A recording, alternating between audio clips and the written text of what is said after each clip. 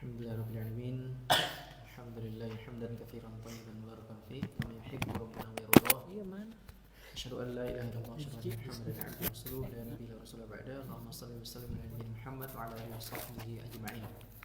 Allahumma 'allimna ma yanfa'una wanfa'na ma 'allamtana wa zidna ilman. Alhamdulillah, pada malam hari ini kita melanjutkan kajian kitab At-Tibyan fi Ulumil Quran yang disusun oleh Syekh Ali As-Sobni.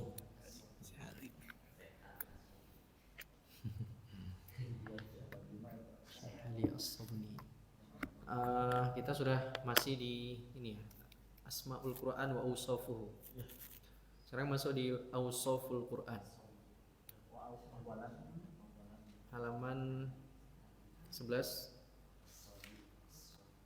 Wa amal awsafu Wa amma siapa man korek ya baca yang wa amma awsafu. ya wa amal awsaf. Bismillahirrahmanirrahim. Wa amma awsafu faqad warada fiha ayatun adidatun wa qallama tahlu suratun min suwaril qur'ani min wasfin ro'i'in yumajjidu hadal kitaba alladhi anjalahu rabbul izzati liyakuna mu'jizatan khalidatan li khatamil anbiya'i nadkuru minha awalan qauluhu ta'ala a'udzubillahi minasyaitonir rajim ya ayyuhan nasu qad ja'akum burhanun min rabbikum wa anjalna ilaikum nuran mubina Saniyan wa qauluhu ta'ala wa nunazzilu minal qur'ani ma huwa shifaa'un wa rahmatun lil mu'minina wa la yazidud dhalimina illa khasara. Salisan wa qauluhu ta'ala qul huwa lil ladzina amanu hudan wa shifaa'u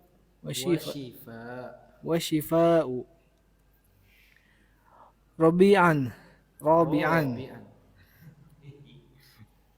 wa qauluhu ta'ala ya ayyuhan nasu qad ja'atkum mau'idatun mir rabbikum wa shifaa'un lima fi suduri wa hudaw wa rahmatun lil mu'minin wal qur'anu wa ammal awsafu. Sebelumnya kita sudah belajar nama-nama Al-Quran. Nah, sekarang kita belajar sifat-sifatnya. Wa amal awsaf, adapun sifat-sifat faqad warada fiha, maka juga disebut banyak fiha ayatun adidah, disebutkan banyak dalam ayat-ayat yang banyak. Wa qallama takhallau suratun, dan hampir saja tidak ada satu surat pun min suwaril Quran, dari surat-surat yang ada dalam Quran, min wasfin ra'iin majidin, pasti ada yang menyebutkan sifat yang ra'i itu menarik, sifat yang unik, majid yang mulia, lihadzal kitab, tentang kitab ini, alladzi anzalahu rabbul izzah, yang diturunkan oleh Rabb pemilik kemuliaan, liyakuna mu'jizatan, sehingga menunjukkan bahwa Al-Quran itu benar-benar mukjizat khalidah, yang abadi, li khatimil anbiya, yang dijadikan mukjizat sebagai penutup para nabi, mukjizatnya Nabi Muhammad SAW.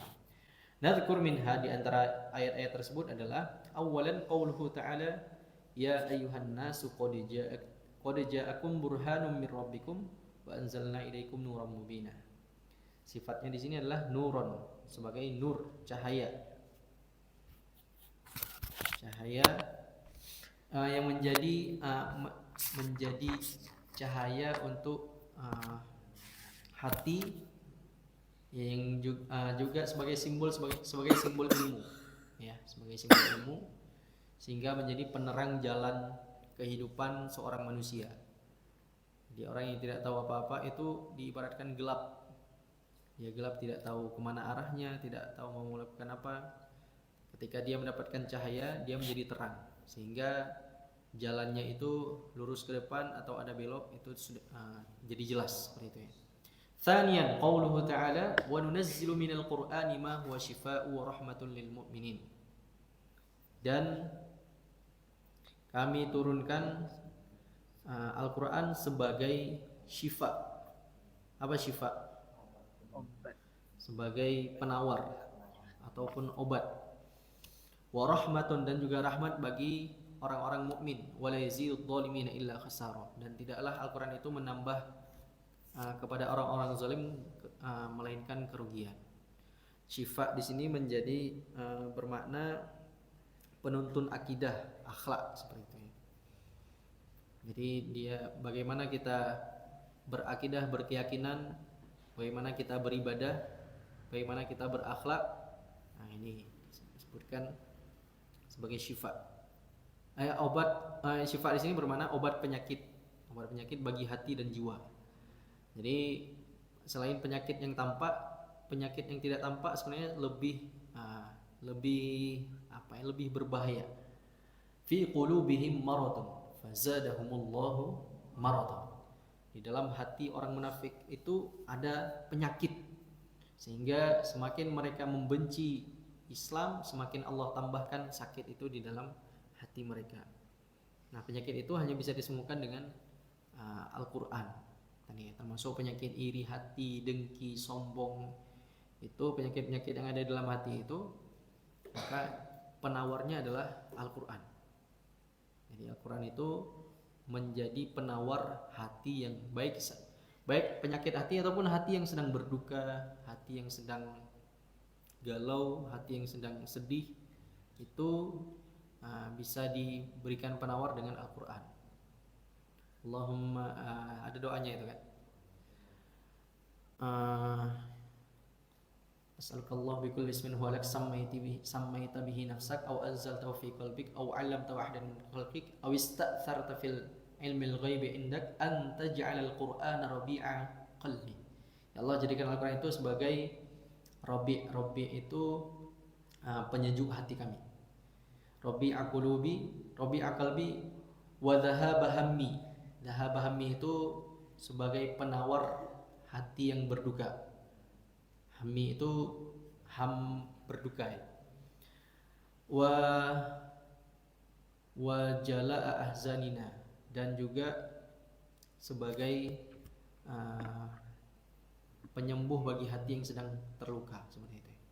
Ada 4 kalau nggak salah. Nanti bisa dicari lagi tuh doanya. Bagus doanya. Kemudian salisan qul huwalil ladzina amanu hudaw wa shifaa. Nah, Quran itu juga bersifat sebagai petunjuk, sebagai juga sifat yang disebutkan, petunjuk berakidah, petunjuk beribadah, petunjuk berakhlak. Gitu ya. Kemudian yang keempat, ya ayuhan nasu qad ja'atkum mau'idatun mir rabbikum wa shifaa'un lima fis sudur wa hudaw wa rahmatul lil mu'minin. Wahai manusia semuanya, telah datang kepada kalian mau'idhah. Jadi Al-Quran itu juga menjadi mau'idhah, nasihat agar kita menjauhi keburukan atau melakukan banyak kebaikan. Gitu ya. Ya ayuhan nas menunjukkan bahwasanya Al-Quran itu tidak hanya untuk orang-orang yang beriman. Makanya orang-orang yang tidak beriman pun bisa mengambil faedah daripada Al-Quran. Bisa mengambil faedah, bisa mengambil ilmu, bisa mengambil, ada banyak sekali hikmah-hikmah dan pelajaran-pelajaran yang ada di dalam Al-Quran. Gitu ya. Kemudian selanjutnya Samir. Wal Qur'anu kal qiraati masdarun qara'a qira'atan wa qur'anan hakada yara ba'dul ulama'i wa yastadilluna biqaulihi ta'ala inna 'alaina jam'ahu wa qur'anah fa idza qara'nahu fattabi' qur'anah ay qira'atahu fal qur'anu ala hadar ra'yi yakunu mustaqqan wa yara ba'dul ulama'i annahu laisa mustaqqan min qara'a wa innama huwa ismu alamin ismun alam di hadal kitabil majidi fahuwa mislu at-tauratu wa mislu ismi al-injili wa hada ra'yul imamis syafi'i rahimahullah ungdur kitaba mabahisil qur'ani lil ustadi mana'il qattani mata Cukup. Wal Qur'anu kal qiraah. Al-Qur'an sebagaimana kata Al-Qur'an ya. Kata Al-Qur'an sebagaimana kata qiraah yang berarti bacaan. Masdarnya qara'a qira'atan Qur'anan. Hakadha yara ba'dul ulama. Ini pendapat sebagian para ulama yang mana mereka beristidlal atau menyimpulkan dari ayat Al-Qur'an inna alaina jam'ahu wa qur'anah fa idza qara'nahu fattabi' qur'anah. Apa artinya? Coba dibuka terjemahannya. Sesungguhnya surat Al-Qiyamah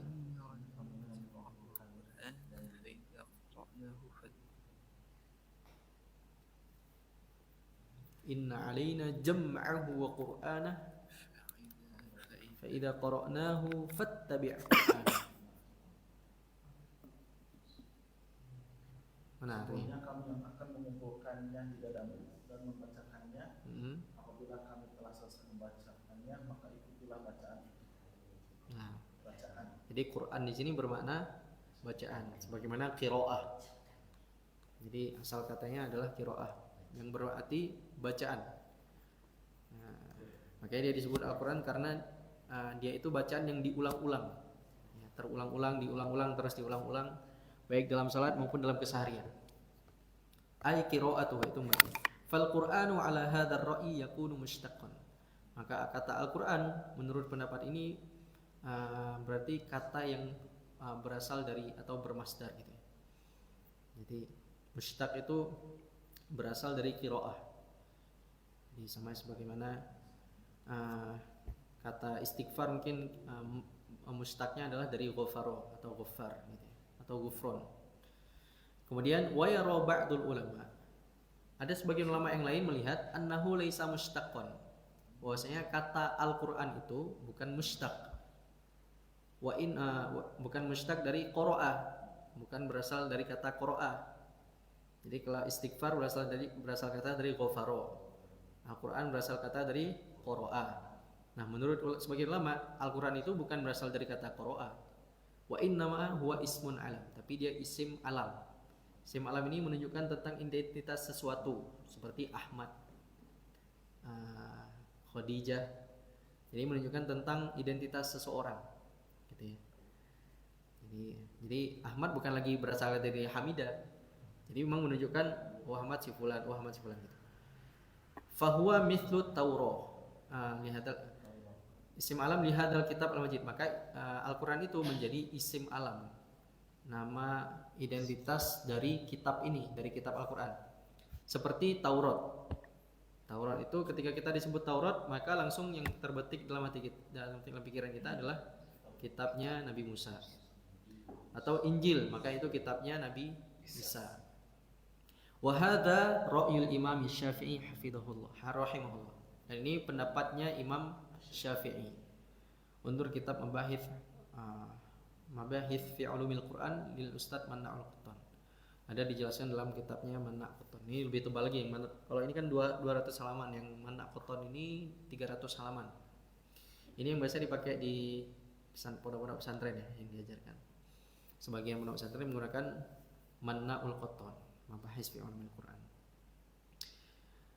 Nah, apa maknanya? Apa bedanya kalau disebut mustaq sama tidak mustaq? Yang satu menyebut mustaq, yang satu lagi menyebut isim alam. Apa maknanya? Kalau disebut mustaq, maka dia Al-Quran itu dianggap seperti bacaan-bacaan pada umumnya. Jadi hanya sekedar bacaan saja. Tapi ketika digunakan isim alam, maka dia menjadi identitas tertentu. Maka ketika disebut Al-Quran, dia itu bukan sekedar bacaan, tapi dia itu adalah wahyu. Dia itu adalah kitab suci. Nah, ini kemarin yang menjadi penjelas pertanyaan antum kemarin, Rahmat. Apa beda Al-Quran sama Suhuf Ibrahim itu? Oh, Isak nih, siapa? Kang Isan. Apa beda Suhuf Ibrahim sama kitab Al-Quran gitu ya? Bedanya apa? Bedanya itu Al-Quran itu menjadi mukjizat. Sedangkan Taurat, Injil, suhuf-suhuf yang diturunkan kepada nabi-nabi sebelum Nabi Muhammad itu bukan mukjizat, sehingga tidak terjaga tulisannya, lafadznya, jadi bukunya sendiri, suhufnya tidak terjaga, jadi hilang di telan zaman ini. Berbeda dengan Al-Quran. Al-Quran itu mukjizat, maka dia terjaga semuanya, terjaga tulisannya, hafalannya, gitu ya, suhuf-suhufnya, seperti itu ya. Makanya masih ada jejak-jejak yang ditulis oleh sahabat terdahulu di pelepah kurma, di lembaran-lembaran kertas itu di beberapa museum masih tersimpan dengan rapi gitu ya. Walaupun ada yang masih walaupun memang di masa Utsman itu dibakar semuanya kecuali yang sudah dibukukan, gitu ya, supaya tidak merusak susunan Al-Quran yang sudah disepakati oleh para sahabat pada zaman Utsman. Seperti itu ya. Nah, maka ini sebagaimana disebutkan dalam sebuah hadis ya. Jadi setiap nabi itu diberi satu mukjizat yang sesuai dengan zamannya. Wa innama utitu wahyan awhallahu ilaiha. Sedangkan aku diberi mukjizat wahyu itu sendiri. Jadi wahyu sekaligus menjadi mukjizat. Sedangkan nabi-nabi sebelumnya hanya diberi wahyu saja, tapi mukjizatnya beda. Ya kan? Nabi Musa mendapatkan kitab Taurat. Tapi juga ada mukjizat lain. Taurat itu bukan mukjizat. Mukjizatnya itu tongkatnya bisa membelah lautan. Nabi Isa mendapat Injil. Tapi itu bukan mukjizatnya. Mukjizatnya menghidupkan orang mati, gitu, menyembuhkan penyakit buta dan lain-lainnya. Gitu. Sedangkan Nabi Muhammad wahyu sekaligus mukjizat. Al-Quran menjadi syariat, menjadi wahyu juga sekaligus mukjizat. Nah, itu yang membedakan dengan kitab-kitab sebelumnya. Ini ya. Makanya di sini disebut isim alam. Ketika dia disebut isim alam, ketika kita dibilang Al-Quran, maka dalam benak kita bukan lagi bacaan, tapi dia itu adalah wahyu. Makanya definisi Al-Quran di awal apa? Kalamullah. Al-Quran huwa kalamullah, al-munazzal ala Rasulillah sallallahu alaihi wasallam min wasilati Jibril, al-muta'abbadu bi tilawatihi, al-muftatahu bi al-Fatihah wal mukhtatamu bi suratin Nas. Gitu ya. Yang penting sebenarnya tiga aja yang penting. Dia kalamullah, diturunkan kepada Nabi Muhammad melalui perantara Jibril. Ini yang pokoknya. Selebihnya nanti al-muta'abbadu bi tilawatihi, membacanya ibadah. Kemudian al-mukhtatamu itu pelengkap saja. Al-maktub fil masahif itu juga pelengkap. Gitu ya. Penting definisi Al-Quran, ketika disebut Al-Quran, maka itu adalah kalamullah, bukan sekedar bacaan. Ya. Dia itu bukan sekedar bacaan. Kalau sekedar bacaan, maka seperti baca novel, seperti baca koran, seperti baca status, seperti baca lain-lain. Nah, makanya ketika baca Al-Quran bukan seperti membaca status, sekedar baca lewat saja, tapi ada tadabbur di sana. Nah, makanya ada banyak sekali ayat-ayat tentang mengecam orang-orang yang baca Al-Quran tapi tidak mentadaburi.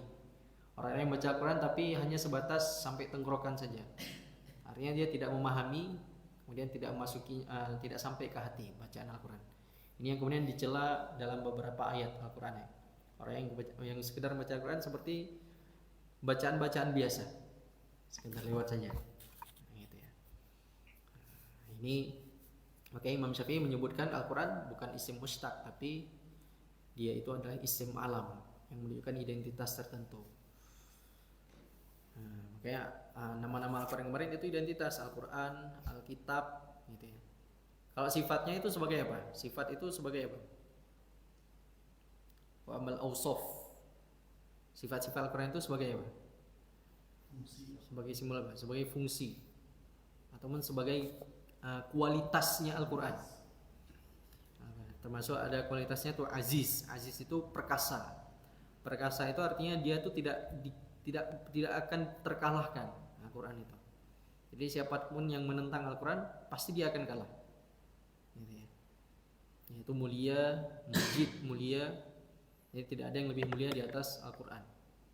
Seperti itu. Jadi kalau bisa dibilang Al-Quran ini buku yang paling bestseller ya Al-Quran. Jadi semua kaum muslimin tahu Al-Quran gitu ya. Jadi sebestseller buku apapun di dunia pasti ada orang yang tidak tahu, pasti ada orang Islam yang tidak tahu. Tapi ketika orang Islam, ketika dia Islam dimanapun dia berada, mau di pelosok, dia pasti tahu ketika ditanya kitab sucinya pasti tahu Al-Quran. Ya, pasti baca Al-Fatihah. Kalau dia emang diajarin sholat ya, ada sholat, dia pasti tahu Al-Fatihah, mesti ada 1-2 ayat yang dihafal seperti itu ya. Makanya Al-Quran, buku ini buku bestseller itu kan ketika banyak dibaca, banyak yang beli, banyak mempengaruhi. Nah Al-Quran ini mempengaruhi berapa miliar orang gitu. Dari semenjak 1400 tahun yang lalu sampai sekarang. Yang hari ini jumlah kaum muslimin sekitar 2 miliar kurang lebih ya. Dari 10 miliar penduduk bumi, itu 2 miliarnya berarti berapa? 20%-nya ya. 10% atau 20%-nya itu muslim. Jadi itu tahu Al-Quran semuanya. Ini menjadi bestseller. Dan Nabi itu menjadi, kalau hari ini kan yang paling banyak followernya siapa? Ronaldo ya, di Instagram. Nah, sebenarnya paling banyak followernya itu Nabi Muhammad. Followernya tuh bermiliar-miliar. Makanya bahkan Nabi sendiri bilang kan di hadis yang tadi itu, fa'arju an akuna aktsarum tabi'an minal qiyamah. Karena mukjizatku adalah wahyu itu sendiri, maka aku berharap aku menjadi nabi dengan pengikut terbanyak. Nah, nabi itu akan berbangga nanti di hari kiamat sebagai nabi dengan pengikut terbanyak. Nah, gitu ya. Termasuk ada hadis tazau wajul walud wal walud. Nikahilah perempuan yang subur dan mudah punya anak. Fa inni mukatsirukum bikumul umam. Karena aku nanti akan membanggakan dengan banyaknya pengikutku di hadapan para nabi di hari kiamat itu. Itu beberapa hadis. Ya, mungkin ini sedikit dulu. Ada satu pertanyaan mungkin. Tentang ini? Ya. Mengenai Al-Quran sebagai sifat. Atas ada bahasa Arabnya dawa. Iya. Bagaimana perbedaan antara dawa dengan sifat? Iya, sifat sama dawa. Ya, ini coba nanti saya cari dulu. Saya belum tahu apa perbedaan sifat sama dawa gitu ya. Ada kemungkinan syifa itu dia lebih ini ya, dia lebih bisa mengobati yang batin maupun yang dohir. Tapi kalau dawa dia hanya penyakit dohir saja, penyakit luar saja. Nah, itu kan ada hadisnya, ma anzalallahu da'in illa anzalallahu lahu dawa. Tidaklah Allah menurunkan satu penyakit kecuali Allah pasti akan menurunkan obatnya atau penawarnya. Jadi penyakit di sini berarti penyakit yang bersifat dohir, ya fisik, gitu ya, ataupun organ dalam sepertinya. Tapi kalau Al-Quran ini, syifa ini, dia penyakit batin dan juga penyakit dohir dan juga penyakit batin. Kenapa saya bilang penyakit dohir? Karena madu digunakan juga dengan kata-kata syifa. Wa waha anitakhiri minal junub. Tsumma kuli min kulli thamarati fasluki sumaraka yakhruju min butuniha syarabun mukhtalifun alwanuhu fihi syifaa'un linnas. Jadi Allah menciptakan lebah yang bisa mengeluarkan madu dari perutnya, yang cairan itu bisa menjadi obat bagi manusia. Kemungkinan saya, tapi nanti coba saya cari lagi. Mungkin itu dulu, sudah jam 8. Kita tutup dan doa kafaratul majelis. Subhanakallahumma bihamdika asyhadu an la ilaha illa anta astaghfiruka wa atubu ilaik. Wassalamualaikum warahmatullahi wabarakatuh.